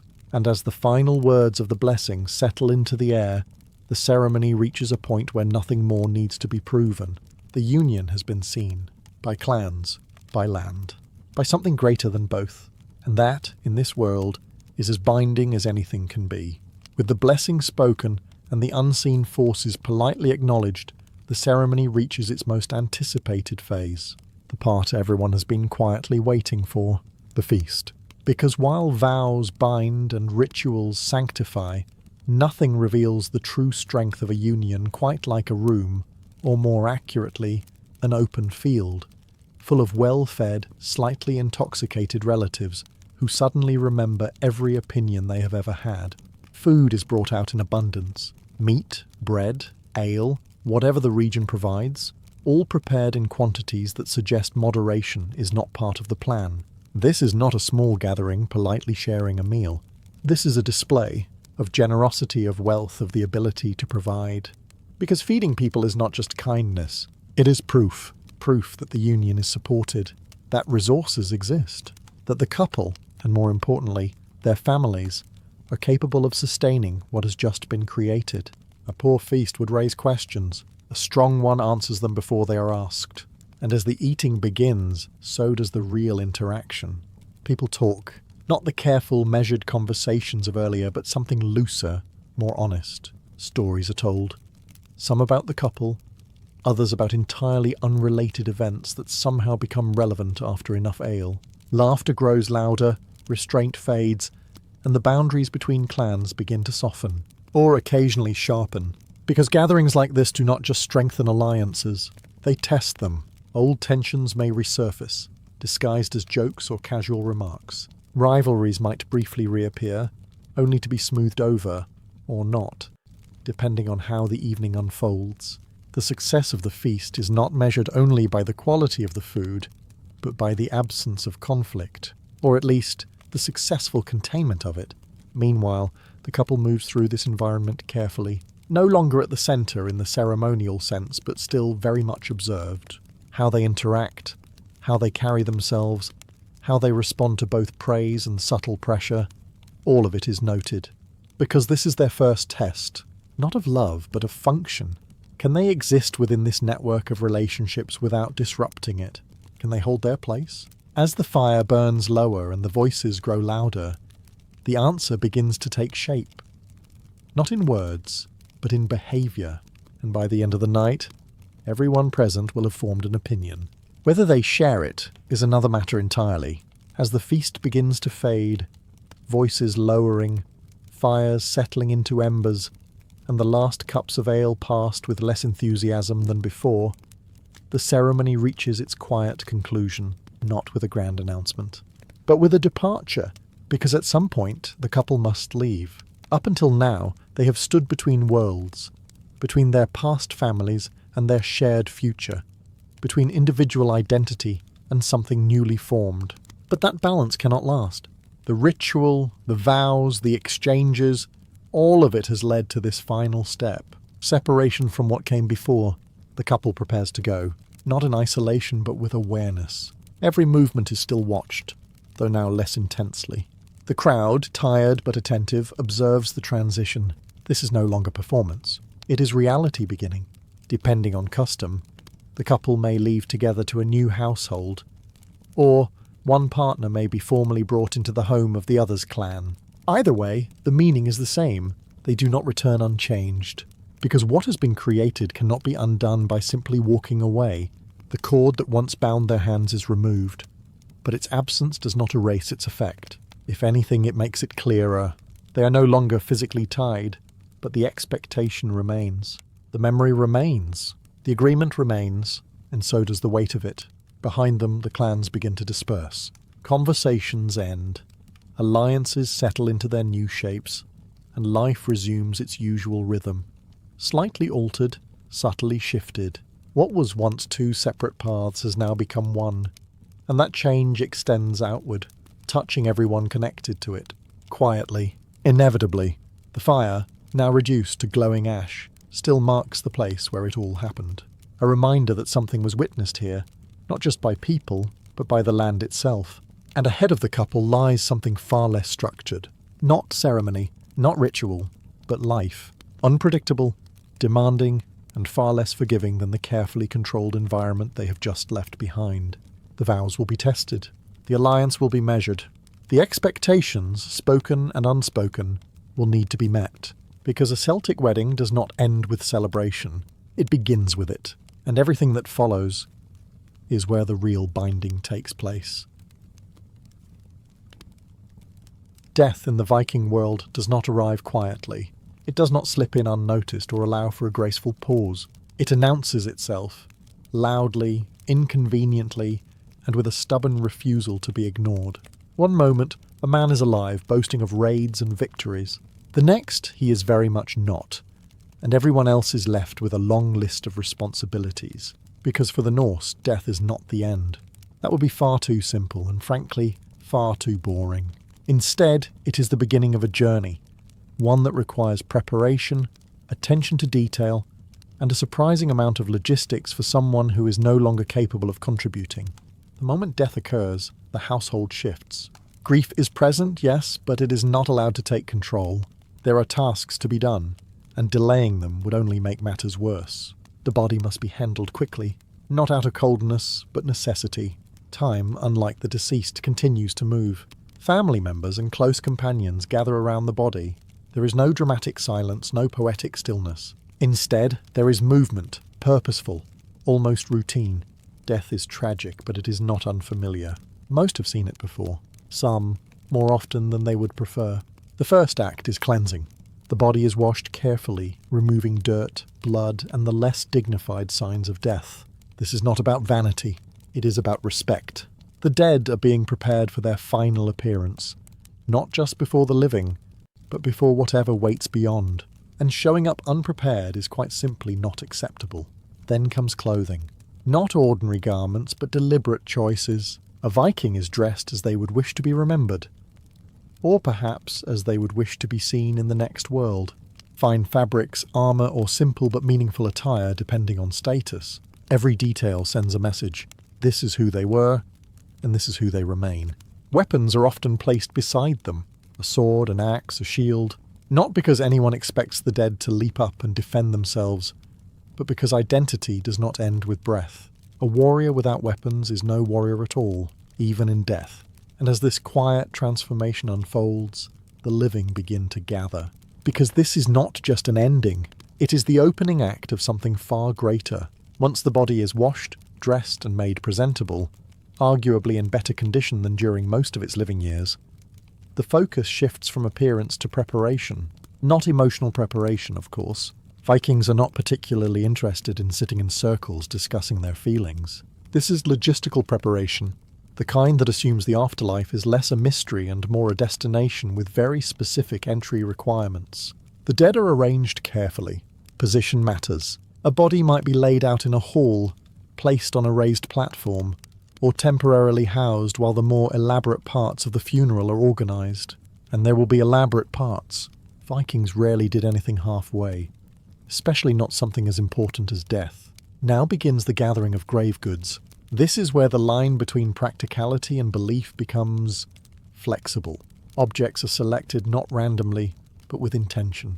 Weapons, tools, jewellery, drinking horns. Items that defined the person in life are chosen to accompany them into death. It is less about sentimentality and more about continuity. The assumption is simple. Wherever they are going, they will need their things. And so, a warrior receives weapons. A craftsman might receive tools. A wealthy individual? Well, they receive quite a lot of everything. Because apparently status does not expire with death. If anything, it becomes even more important. No one wants to arrive in the next world looking like they packed in a hurry. Food and drink are often included as well. Because nothing says safe journey quite like sending someone off with enough supplies to survive a small expedition. Meat, bread, ale. Provisions for a road that no one has actually mapped, but everyone insists exists. Then there are the animals. Horses are the most common, valued for their speed and strength. A warrior might need one after all. Dogs may also be included, companions in life and apparently in death. These animals are sacrificed and placed with the deceased, a practice that feels less comforting when you consider it from the animal's perspective. All of this serves a single purpose, to ensure that the dead do not arrive unprepared, unwanted or worse, forgotten. Because in the Viking mind, the afterlife is not a vague reward, it is a continuation. And no one shows up to a continuation empty-handed. By the time the body is prepared, and the grave goods begin to pile up into what looks suspiciously like a well-organised travel kit for the dead, the living have started to arrive in earnest. News of death travels quickly in a Viking community, partly out of respect, partly because no one wants to be the person who missed a funeral that everyone else attended. People come from nearby farms, neighbouring settlements, and occasionally from far beyond, depending on who the deceased was. A well-known warrior or chieftain can attract a crowd that feels less like a mourning assembly and more like a regional event. And in many ways it is exactly that. Because a Viking funeral is not just about honouring the dead, it is about reminding the living who mattered. As people gather, the atmosphere becomes a strange mixture of grief, curiosity and social awareness. There are genuine tears, of course. Family members, close companions, those who shared real bonds with the deceased. But alongside them stand others who are observing, evaluating, quietly noting who has come, who has not, and what this all says about alliances and reputation. This is not cold-heartedness. It is reality. In a world where survival depends on relationships, even death becomes part of the social fabric. Conversations begin. Stories are told. Some are respectful, others slightly exaggerated. A minor skirmish becomes a heroic battle. A decent hunter becomes legendary. The dead, conveniently unable to correct the record, begin their transformation into something larger than life. Memory, after all, is flexible, and funerals are excellent places to reshape it. Meanwhile, preparations continue around them. Wood is gathered. A ship may be prepared if the deceased is important enough, or if the family is determined to make them important in death, regardless of their achievements in life. The scale of what is coming becomes increasingly clear. This will not be a quiet burial. This will be something that people remember. And as the crowd grows, so does the sense of expectation. There is an unspoken understanding among those present. This ceremony will reflect not only the life of the one who has died, but the strength, wealth, and pride of those who remain. Because in Viking society, even in death, reputation is everything. And this gathering is where that reputation is about to be displayed in full. Now comes the decision that separates an ordinary farewell from a story people will repeat for generations. How exactly the dead will leave. Burial is an option, of course, quiet, practical, and deeply uninteresting. But for those with status, ambition, or relatives with a flair for spectacle, there is a better choice. Fire. Or more precisely, a ship and then fire. Ideally both, because if you are going to send someone into the next world, you might as well make sure the gods notice. The ship, if one is used, is not merely a vessel. It is a statement. A declaration that the person being honoured was important enough to be given not just a grave, but a journey.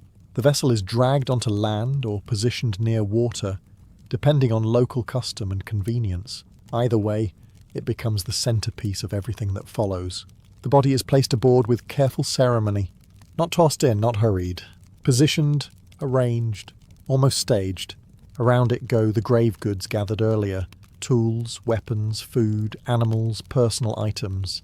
By now, the scene resembles less a funeral and more a carefully curated exhibition of a life that has been neatly summarized in objects. If no ship is available, or if practicality wins over ambition, a funeral pyre is constructed instead. Wood is stacked high, often higher than strictly necessary, because subtlety is not a Viking strength. The goal is not just to burn the body, the goal is to transform it, to send it upward in smoke, to carry it away in fire, to make the departure visible. And visibility matters, because this is not a private moment. The gathered crowd watches as everything is assembled. They observe the scale, the detail, the effort. Every piece of wood, every object placed beside the dead, speaks to the same idea. This person mattered, and we are willing to prove it. There is tension now, quiet but unmistakable. The ceremony is nearing its peak. The preparations, the gathering, the careful arrangements, they have all led to this moment. Soon the fire will be lit, and when it is, there will be no undoing it. Just before the fire is lit, before everything turns from carefully arranged order into irreversible ash, there is a pause. Not a long one, not overly sentimental, but enough to allow the final rituals to unfold. Because even the Vikings, who are not known for their patience, understand that some moments demand a certain ceremony. At the centre of this stage is the ritual specialist, often a woman, sometimes referred to as a seeress or priestess. She steps forward with a presence that quietly silences the crowd. This is not her first funeral. If anything, she moves with the calm confidence of someone who has done this often enough to know exactly how the process works. And perhaps more unsettlingly, believes in it completely. She begins her work. Chants, invocations, spoken words directed not at the living but at the unseen. The gods are called upon, spirits are acknowledged. The path between worlds, whatever shape it takes, is addressed with a seriousness that leaves little room for doubt. This is not symbolic. To those present, this is functional, necessary, like opening a door that does not respond well to being ignored. Meanwhile, the body remains at the centre of attention, surrounded by its collected life. And in some cases, that collection becomes more complicated. Historical accounts, particularly those written by the ever-observant outsider Ahmad ibn Fadlan, describe moments that are far less serene than one might expect. In certain high-status funerals, a human sacrifice may be included. A servant or slave, chosen or volunteered, is prepared to accompany the deceased into the afterlife. The logic is brutally straightforward. A powerful person should not travel alone. The process is ritualized, controlled, and deeply unsettling. The individual is honoured, sometimes intoxicated, and ultimately killed as part of the ceremony. Not hidden, not softened. This is a public act, witnessed and accepted as part of the larger belief system. Back among the living, cups are raised. Not in celebration exactly, but not entirely in sorrow either. Toasts are made to the dead. Words of remembrance, of respect, of carefully curated legacy. Stories resurface again, growing slightly more heroic with each telling. Everything builds toward a single point. The fire has not yet been lit, but the world already feels different. The boundary between living and dead has thinned, stretched by ritual, belief and expectation. And standing at the edge of that boundary, everyone knows what comes next. The moment that turns farewell into finality. At last the waiting ends. After the chants, the offerings, the careful arrangement of everything that once defined a life, there comes a moment when nothing more can be prepared, adjusted, or improved. The ritual has reached its edge. All that remains is the act that gives it meaning. The fire must be lit. There is no universal rule for who performs this task, but it is never random. A close relative, a respected figure, or someone chosen for symbolic reasons steps forward. This is not a casual gesture. It is deliberate, watched by every pair of eyes gathered around. Whoever holds the flame is for a brief moment responsible for bridging two worlds. The torch is brought near. For a heartbeat, nothing happens. Then the wood catches. At first it is unimpressive. A flicker, a small tongue of flame licking at the edges of carefully stacked timber.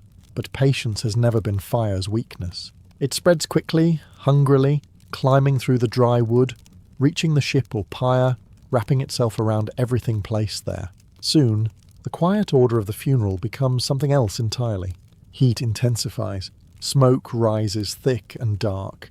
carrying with it the scent of burning wood, cloth, and everything that was meant to accompany the dead. The flames grow louder, crackling and shifting, consuming the careful arrangement with ruthless efficiency. What was once deliberate and structured is now chaos, but purposeful chaos. The crowd watches. Some stand in silence. Others murmur prayers or speak softly to the dead, as if their words might still be heard over the growing roar. There are those who weep openly, and those who do not weep at all. Both responses are accepted. Both belong here. The fire does more than destroy. It transforms. To the Vikings, this is not simply the end of a body. It is a release. The flames are not an enemy, but a vehicle, lifting the essence of the person upward, sending them toward whatever fate awaits. Smoke rises into the sky, drifting beyond reach, carrying with it the final trace of the life that once was. There is no turning back now. The moment the fire takes hold, the boundary is crossed. The living remain behind, watching as the dead move on. No longer present, no longer reachable, but not entirely gone. And as the flames continue to rise, one thing becomes certain. The farewell is no longer symbolic. It is final. Fire does not rush, but it does not hesitate either. It works with a steady certainty, dismantling what was once a person piece by piece, until form gives way to heat, and heat gives way to absence.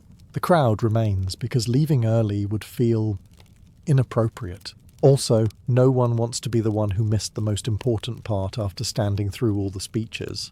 So they watch. At first, the flames are dramatic, tall, loud, almost theatrical. But as time passes, the spectacle settles into something quieter, more relentless. The ship, if there is one, begins to collapse inward. The structure weakens. Wood splits, cracks, and falls. The carefully arranged items, once symbols of identity, lose their meaning as they blacken and disappear into the same fate. The body itself is no longer distinguishable, and this is where something shifts. Up until now, the dead person has still been, in a sense, present. Lying there, dressed, armed, surrounded by their belongings. Someone you could point to and say, there they are. But as the fire continues, that certainty vanishes. What remains is not a person, but a process. Transformation, if one prefers poetic language. Destruction, if one prefers accuracy. The living react in different ways. Some remain fixed in place, staring into the fire as if searching for something. Perhaps a sign, perhaps reassurance that this is working as intended. Others turn away, unable or unwilling to watch the final stages. There is no judgment either way. The ritual has done its job.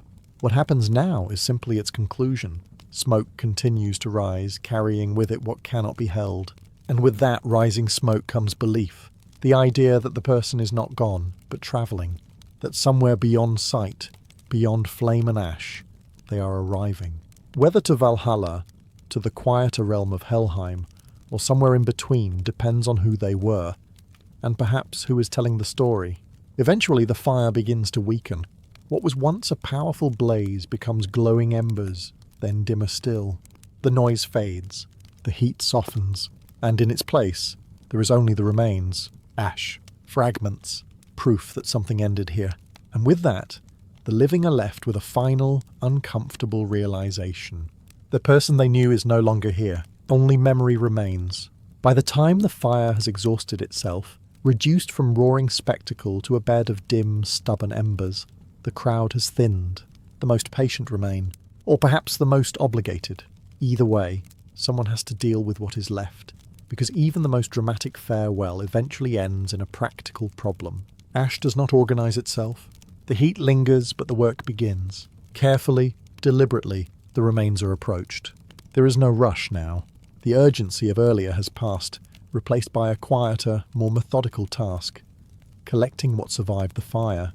And surprisingly, some things do. Fragments of bone remain among the ash, pale and brittle. Twisted pieces of metal, sword hilts, brooches, buckles, emerge blackened but intact. Fire may transform, but it is not perfect. It leaves behind reminders.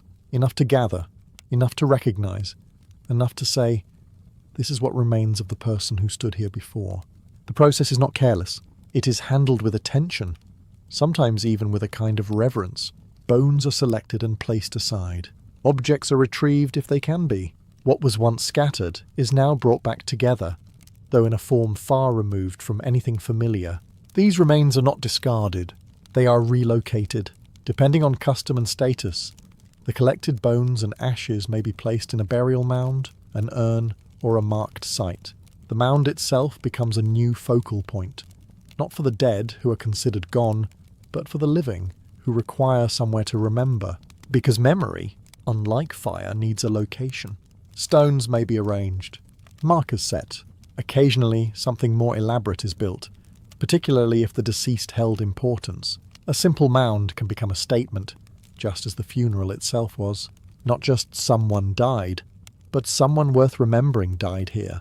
And yet, even as this final arrangement is completed, there is a quiet understanding among those present. This is not truly for the dead, it is for the living, a place to return to speak to stand beside and pretend, just for a moment, that distance is not quite as absolute as it feels. The fire has taken the body, the ritual has sent the spirit, and now all that remains is something far more fragile, a memory anchored to earth, held together by ash, stone, and the refusal to forget. With the ashes gathered, the mound raised, and the dead officially sent on their way, one might expect silence to follow, reflection, perhaps a long thoughtful pause. Instead, the Vikings eat. Because if there is one thing they understand, aside from fire, ships, and the occasional enthusiastic raiding, it is that life continues. And nothing confirms that quite like a table full of food and drink. The funeral feast begins. It is not a contradiction. It is the final part of the ritual. People gather again, but now the tone has shifted. The edge of grief has softened, replaced by something warmer, more grounded. Fires burn again, but this time for cooking rather than ceremony. Meat roasts, bread is passed, and ale flows with the kind of generosity that suggests moderation is not a priority. To an outsider it might seem strange, celebrating so soon after death, laughing even. But this is not disrespect, it is recognition. The dead are gone, the living remain, and the living must eat. Stories return, but now they are freer, less restrained. The earlier careful tone gives way to something more honest, or at least more entertaining. The deceased is remembered in detail. Victories grow larger, failures become amusing, and inconvenient truths quietly fade into the background. By the end of the evening, the person who died may bear only a passing resemblance to who they actually were. No one objects. This is how memory works here. Cups are raised again, this time not in ritual but in rhythm. Toasts are made to the dead, to the gods, to life itself. Each drink is a small acknowledgement that the world has not ended, even if it felt like it might have for a moment. And beneath it all, something more subtle is taking place. Bonds are reinforced, alliances are renewed, promises are made, some sincere, some conveniently vague. The gathering that began as a farewell becomes, quietly, a continuation of the social order. Death has not weakened the community. If anything, it has tightened it, because a Viking funeral is never just about loss, it is about transition. The dead move on to wherever they are meant to go, whether that is glory, shadow, or something in between. The living remain behind, carrying forward what matters, reshaping what does not, and reminding themselves, perhaps a little uncomfortably, that one day this entire process will repeat. And when it does, they will hope for the same thing. A good fire, a strong memory, and a feast worth attending.